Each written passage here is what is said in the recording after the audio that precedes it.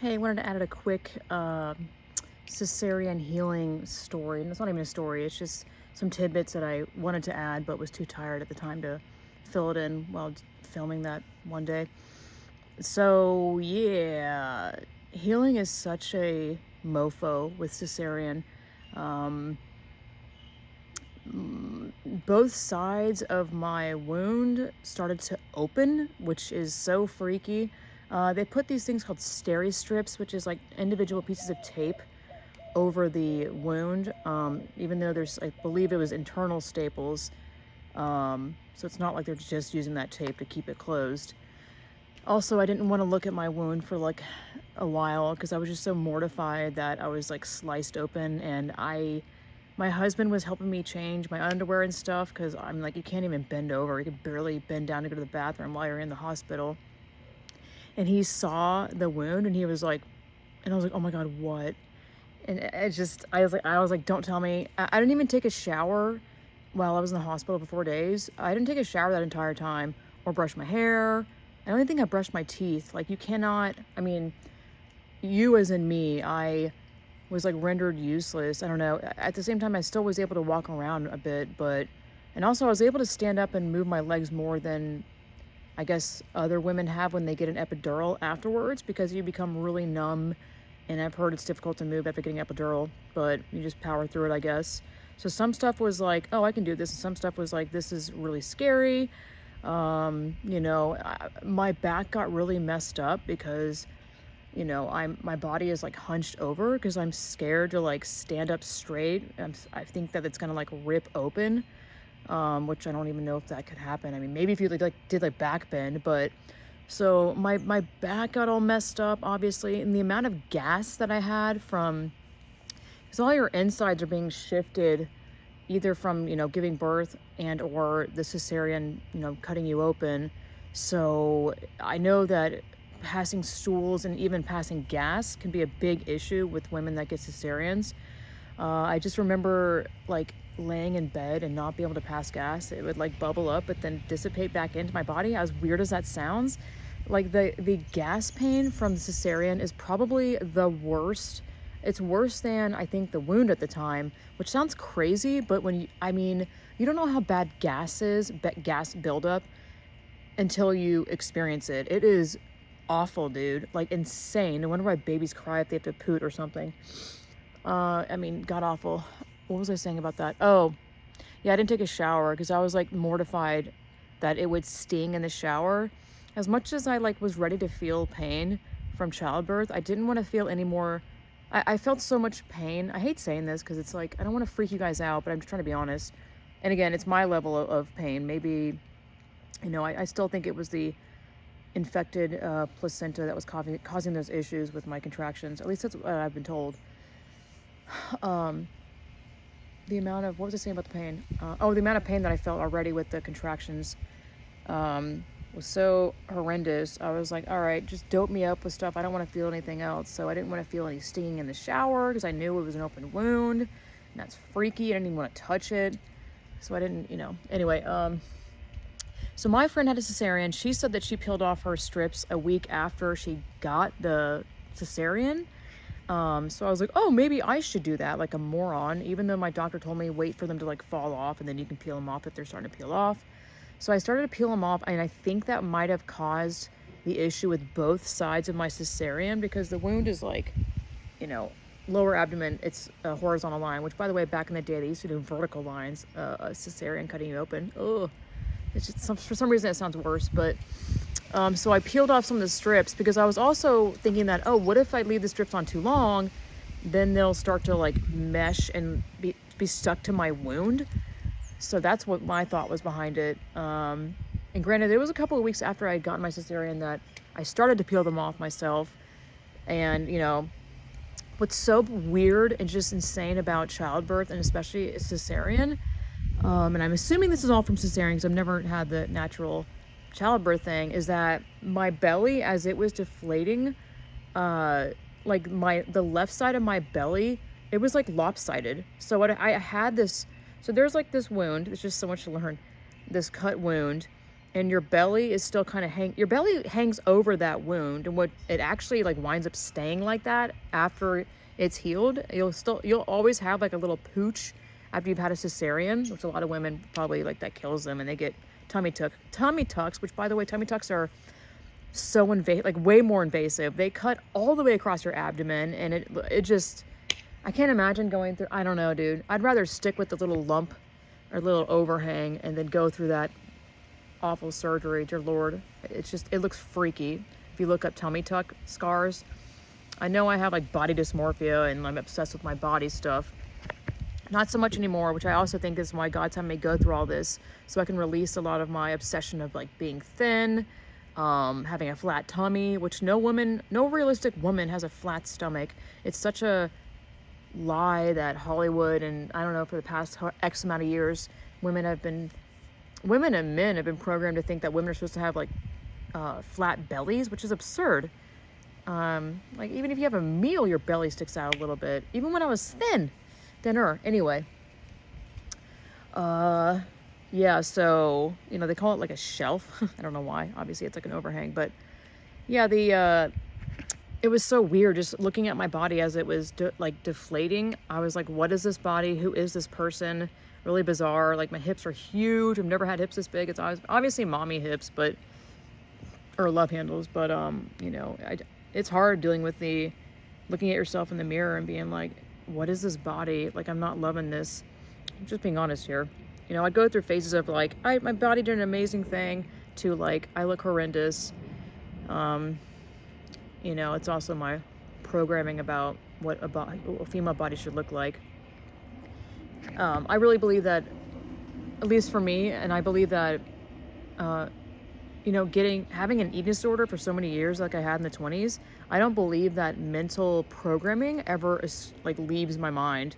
I deal with like body dysmorphia / looking in the mirror and feel like I'm not thin enough like every day of my life. It's like almost like an addict. You know how addicts they're never really healed. They just have to deal with it every day and deny whatever they're addicted to. I really feel like the whole body thing is something I'm just gonna have to deal with for the rest of my life, because like before I even got pregnant, I was like, I feel fat. And anyway, who cares about that? I'm sure someone cares about that. That's why I'm sharing it. How many women out there deal with body issues? Like, so many. How many women out there have had an eating disorder? Like, I feel like all of them, like the majority of women. It's unfortunate. There was this video I saw a while ago of this woman that was like wearing, I don't know if it's colonial or like outfits from the 1800s, where it's like, you're not wearing tight stuff, you're wearing a dress all day. And she never cared about how her body looked, because she wasn't wearing like tight form-fitting jeans or shirts that would like, you know, be really tight, any sort of tight clothing. It was like dresses that you wouldn't be concerned about your weight. Not that she was like overweight by any means, but it was just fascinating that, you know, modern times, women obsessed with their body because we're wearing tight clothing or revealing clothing. So you have no choice but to be like, oh my God, look at this pooch here and pooch there. Anyway, so yeah, so the weird overhang, it's not weird, actually, it's pretty common. The overhang I had with my belly on the left side wound up overhanging part of the incision that was really hard to keep dry after taking a shower, which I believe also was adding to the, hey, I'm a wound, I'm going to start opening because you aren't keeping me dry. So if you get a cesarean, lay down after taking a shower and like fan off your incision and make sure that thing is dry. Because I started getting oozing out of that wound after like 5 weeks, which is really weird because you'd think I'd be progressing with healing by then. And I'm like, oh great, freaking out, being like, what is this oozing? And because I know that the oozing can be bad if it smells and if it's green, that means it's infected. But I was like, well, I don't really know if it's green or not, and it doesn't smell, but it just kept freaking oozing. And it would sting, which was so annoying. Like, I do not like feeling, it was affecting my mind because it affected my way of life, like how I walked, how I went to the bathroom, how normal I was able to like do normal tasks. And I kept ignoring that. Basically, I would lay down, take a photo of it in selfie mode with my phone and be like, is this wound open? Because I can't, the belly is still like big. Contrary to what YouTube ladies are like after a month they've had a cesarean. They're like, look at my flat belly. I'm like, what are you talking about? I got so insecure because, of course, I do this Googling thing of like, what does belly look like after cesarean, 1 month postpartum? And I'm like, oh my God, my belly looks like none of these women's. I still have like a 5-month looking pregnant belly. So I'm like, what's wrong with me? Because there's this thing called diastole recti or something where your abs split from just having a big belly of being pregnant. And some women have to deal with doing like pelvic floor exercises after they give birth and work on closing back those abs, like the center line of your abs. I'm kind of unclear about that because I think some of the women heal with that. Anyway, I'm just kind of letting my body do its natural thing right now. I'm not obsessing over working out or even obsessing over fixing that right now, because I'm just really focusing on the baby. But so yeah, I would look at the photo of the wound that was like stinging, and I'm like, I think it's open. Like it looks like it's open. It looks like it was open and had like a pool of fluid in it. So had to have my husband, I'd be like, dude, can you look at it? And does it look open to you? And he would get really close with the flashlight. And he was like, no, it doesn't look open. And I had him do that multiple times. So then finally, I guess I had just had it. And I was like, dude, it's not healing. This is kind of freaking me out. I just need a peace of mind and go to the doctor. But I didn't have an OBGYN, by the way, because I was doing the whole natural birth thing. So getting an OBGYN, it was just like ugh. So I called St. David's where I had the cesarean, and they ran through this like list of things like, here, do you have a fever? If you have an infection, there's certain things that tell you have a infection. I was like, I don't have that. But they were like, with the symptoms that I had, they're like, you need to go to the ER, which I think is kind of extreme. But at the same time, I booked a doctor's appointment at a random like Austin diagnostics place nearby just to be seen by any doctor, so they would look at the damn wound. So she looked at, I was worried because I was like, she's not a cesarean doctor, like a OBGYN. Is she gonna know what to look for? But then again, if you're a doctor, you should know what wounds look like and what infection looks like. So thank God I finally got in with her, and she looked at it and she was like, yep, it's open. And I was like, oh my Lord, it was open this entire time. Freaked out. Granted, my opening wasn't as big as other women's openings. So I don't explain it. Like the open wound was kind of trying to heal on its own and had like a clear film. Like here's the hole and there's a film over the hole. I guess trying to heal itself or something. And she would like press on the skin surrounding it to get it to ooze out, to see if it was green liquid, to see if it was infected. And I was like, I grabbed her arm because she's basically breaking that kind of like scab forming area, when like a scab solidifies. Imagine just like breaking the wound around it and having it ooze out. Like, ow, freaking hurt. So tired of having pain there. But she was like, it doesn't look infected, it is open, not by much. So she taped it up, thank God, and I just immediately felt like relief, honestly. And there's another side, my right side had this like huge hard scab on it, different from the other wound. And she was like, oh, that's healing fine. So yeah, it's weird. I was like, what happens if you leave the wound open and it heals on its own? She's like, an earring hole, how it heals and like that, like it's all, I don't know how to explain it, like it kind of folds in on itself. And she's like, that will happen. And I feel like that's happening with my wound that she sealed up, because it's like my cesarean wound's all flat, but then it gets to that part that was open, and it like my skin like caves in. It's freaky, and I'm like, I'm a deformed person now. Then again, I don't really care because you're not going to see this. It's literally below your bikini line, but it's still like, and the amount of stuff that women go through when they give birth, cesarean or not, is so insane. And as like feministy as this sounds, I feel like we don't talk about it enough. I'm not, I guess men wouldn't even care to hear about it unless you're a husband and he realizes how much a woman goes through. So it's wild, like how much pain women go through, and just like getting up and moving around and tending to a baby after you've had an incredibly invasive surgery is like Wonder Woman enough. It's insane. Women just power through these things because they have to. It's making me really emotional just thinking about it. Like, God designed us in a way to be, like, I don't know, like, just super powerful and So much strength and endurance women go through, and it's really touching. And it's an honor that I got to go through that, and God blessed me with becoming pregnant, because I was all concerned because I'm older and age, and I thought my eating disorder all those years would have affected my ability to become fertile. I abused my body a lot. So I think, is that enough about and then the other wound that had that huge scab on it, I put a Band-Aid on it, and I was like, man, this Band-Aid's been on too long. So I took it off, and like half of the scab peeled off. This is the weirdest thing. I kind of want to show a photo just so people can like look at it and be like, whoa, and learn from it, even though it's gross. It's actually not gross. It's just weird. Like the inside of the scab was like pure white, like not pussy, because I tried like wiping it off, and it was hard. I was like, oh my God, I have a staph infection. Of course, worst case scenario goes in my head. And Yuri was like, or my husband was like, I think that's a sebaceous cyst. And I'm like, cyst? So I went to my midwife, and she was like, yeah, it's a sebaceous cyst, which is nothing to worry about. It's just like skin oil and whatnot, I guess, coagulating and forming a solid in the inside of a scab or something. So it wasn't anything to freak out about, because I was beginning to think this scab side was open as well, like, and it was healing on its own. I don't know, whatever, dude. There's so much.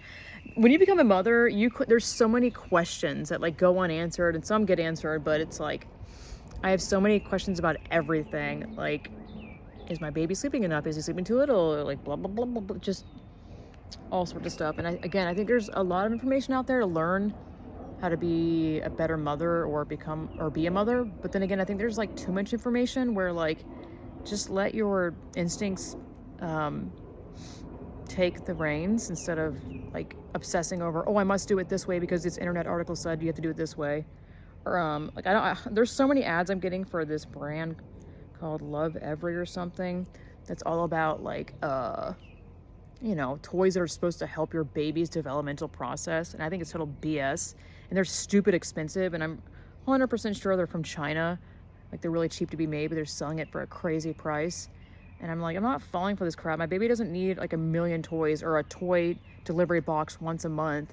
Like, I think they're adorable looking toys, and like, I want to squish them and play with them as well. Which I think half the baby toys and TV shows that kids watch, it's because of what the parents want to watch and stuff. Which I guess that makes sense if you're around the kid, you don't want to watch annoying stuff. But anyway, I don't think you need all those toys to have your child be raised okay. I'm sure I'm gonna be forgetting another thing. I was gonna do a whole other episode about the cesarean healing, but maybe I'll put this in with the whole cesarean podcast episode. We're already at almost 20 minutes, but I'm trying to think if I forgot anything else.